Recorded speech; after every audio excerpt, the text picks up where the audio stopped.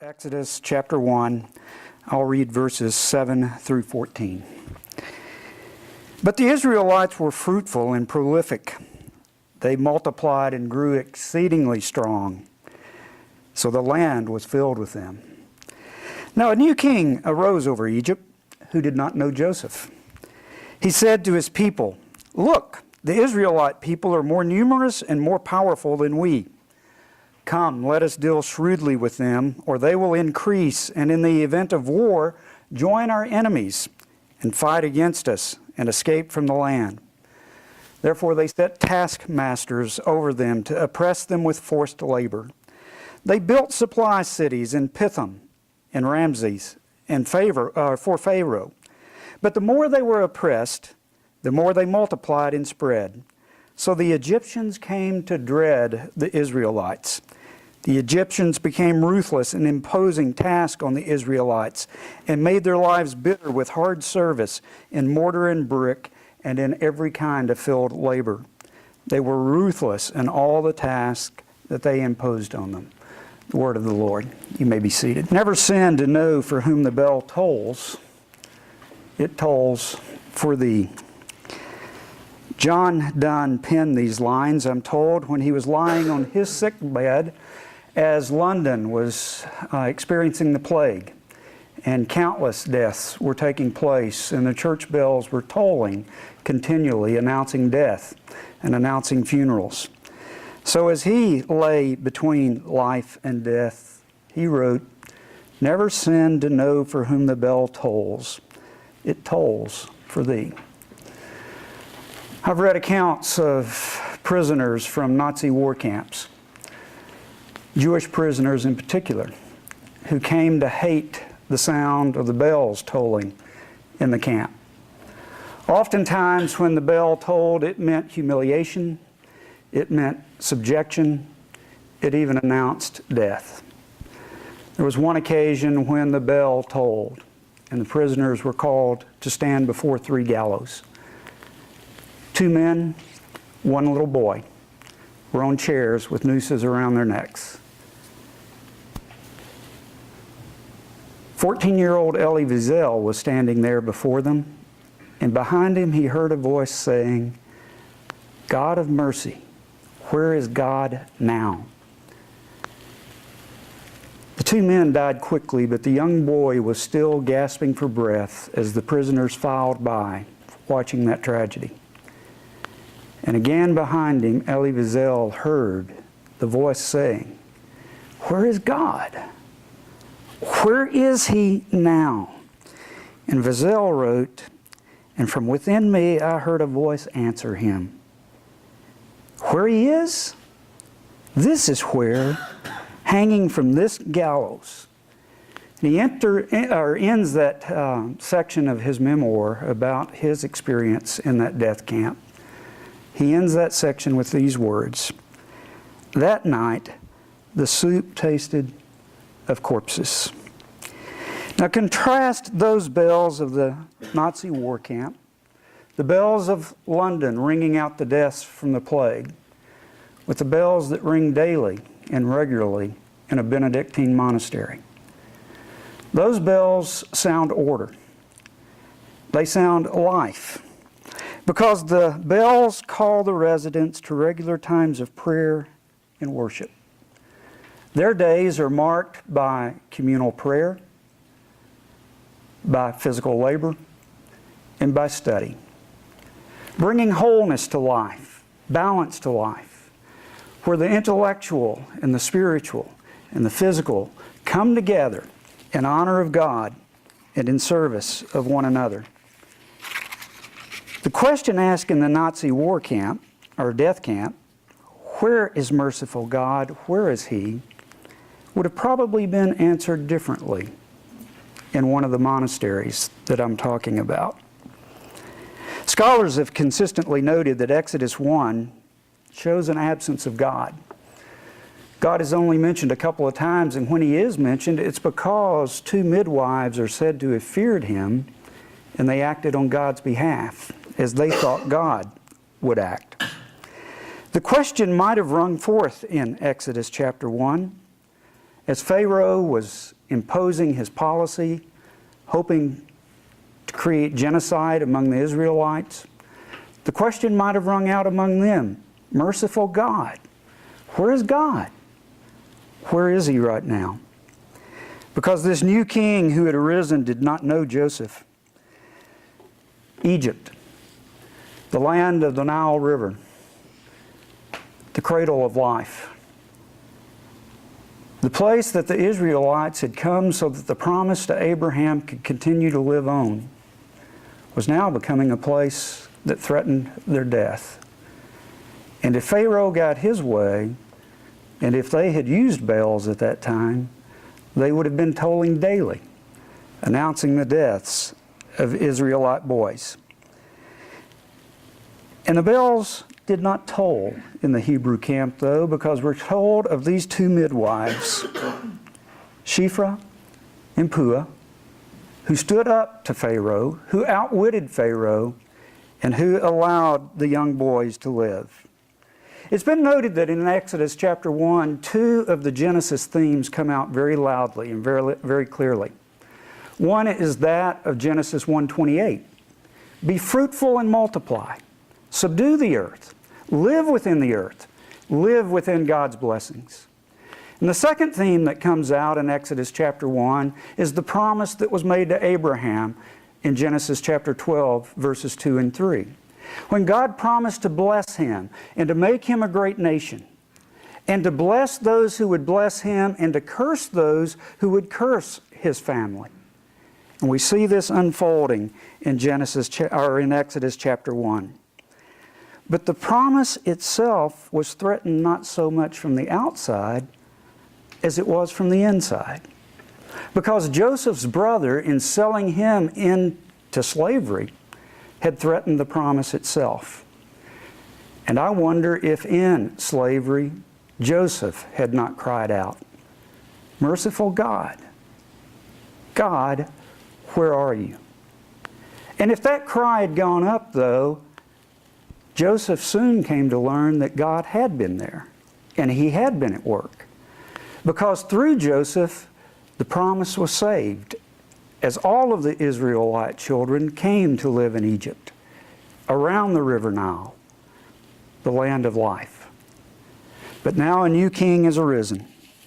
And I wonder if what is being said in Exodus chapter 1 isn't really the same message that Joseph gives to his brothers in Genesis chapter 50, verse 20.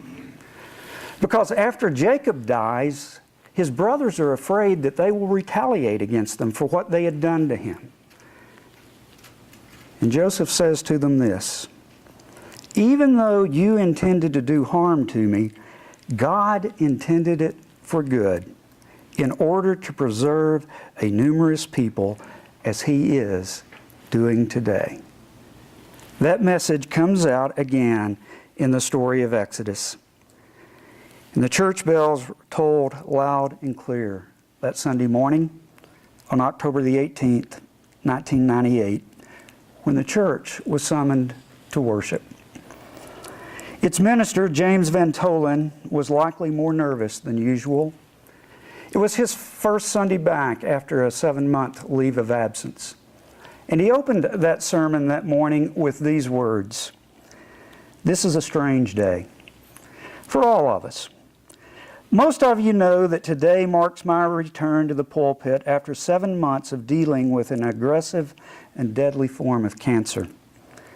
Now, with the cancer vacationing for a little while, I am back. And of course, I'm glad to be back. But I can't help feeling how strange this day is, especially because I want to ignore my absence in these last 7 months. I want to pretend everybody has forgotten the reason for it. But we can't ignore what has happened. We can rise above it. We can live through it, but we can't ignore it. If we ignore it, the threat of death is too terrible to talk about. Then the threat wins. Then we are overwhelmed by it, and our faith doesn't apply to it. And if that happens, we lose hope. We want to worship God in this church, and for our worship to be real, it doesn't have to be fun, and it doesn't have to be guilt-ridden. but it does have to be honest and does have to hope in God. We have to be honest about a world of violence and pain, a world that scorns faith and smashes hope and rebuts love. We have to be honest about that world and honest about the difficulties of faith within it, and we still have to hope in God. Van Tolen went on to confess to his congregation in that sermon that morning that he had been scared in those 7 months. He said, "I was not scared of the cancer, and not even scared of death. But dying, that was a different story." He was scared of dying because he had had these questions. How long will it take? What will it be like? And then he said, but really my focus was not even on that. My focus was on this. What I was really scared of was realizing that I would soon be facing God. He was no longer counting time by years, but now by months. And he said even though he had been a preacher who stood in that pulpit and for years had preached to them a gospel of grace, that God gets involved with people in trouble and God Himself gets in trouble and that God cares for people in trouble had been preached over and over again. He said, but the more he thought about his coming death, the more he realized he had thought, I have 40 years to get some of my kinks worked out, some of the bends taken care of. And then he realized he didn't have 40 years. He might have a few months. And he realized that the grace that he had talked about, he was going to have to apply. And that he was going to have to be totally dependent on God's grace and not on any good things that he had accomplished, any pious things in him, any purity that he had maintained, but that he was going to have to rely totally on God's grace. He went to Romans chapter 5 and spoke about it and how it had come to mean a great deal to him.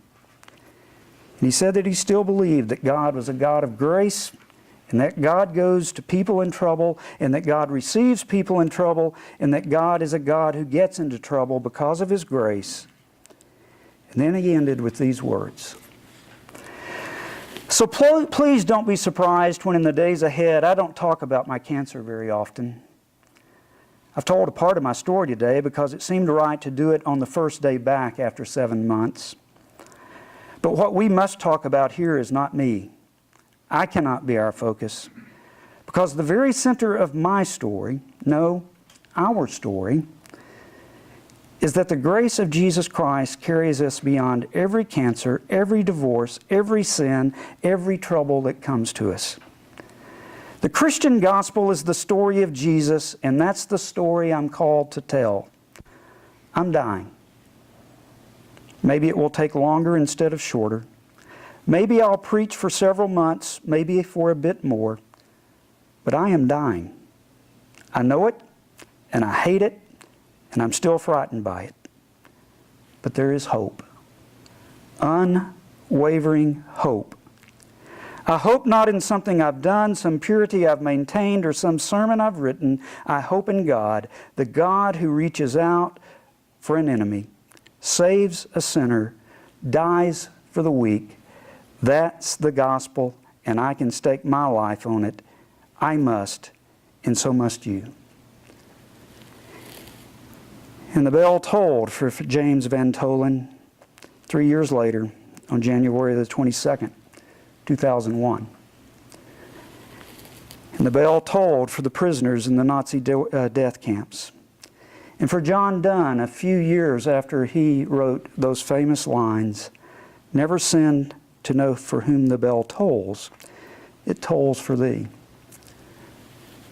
And the bells tolled all over Egypt as the Israelites suffered under their oppression.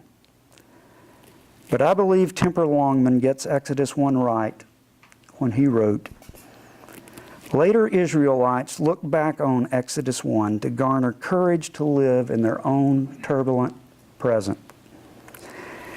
And I wonder if the bell would have sounded different 14-year-old Elie Wiesel, if he could have believed the story about the one who suffered on our behalf, who died in our place, who was raised on the third day, who defeated death and gives us the hope of the resurrection of the body from the dead. That is not to soften or silence the cry against tyranny. To do that would be a travesty. But it can give us hope of its ultimate defeat because God is faithful, and God acts faithfully in His time, as we see in Exodus.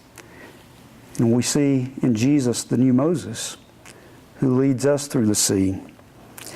That is the message of Exodus, and it's the message of the gospel. And the bell that tolls for us is not one of death, but one of victory. And may we listen for those bells as we go through this day and into this semester. May God bless this hearing of His word.